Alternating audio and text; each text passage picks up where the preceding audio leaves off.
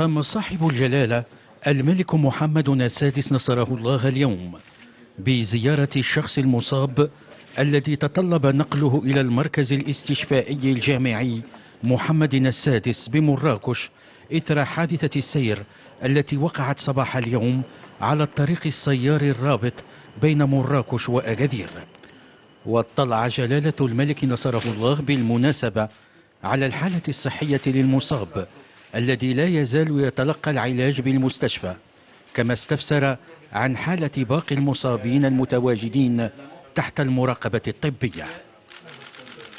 وأعطى صاحب الجلالة الملك محمد السادس حفظه الله تعليماته السامية للتكفل شخصيا بمصاريف جنازة الضحايا وبمصاريف العلاجات والاستشفاء بالنسبة للمصابين.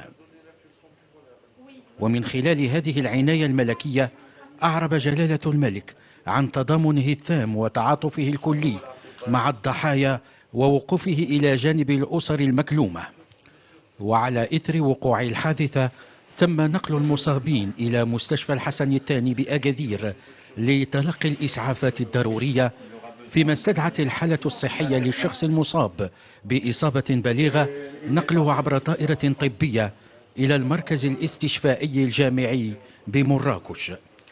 وقد وقعت هذه الحادثة التي خلفت مقتل 10 أشخاص وإصابة 22 آخرين بجروح في الساعات الأولى من صباح اليوم على الطريق السيار الرابط بين مراكش وأكادير على بعد 41 كيلومتر عن أكادير، إثر اصطدام شاحنة بحافلة لنقل الركاب.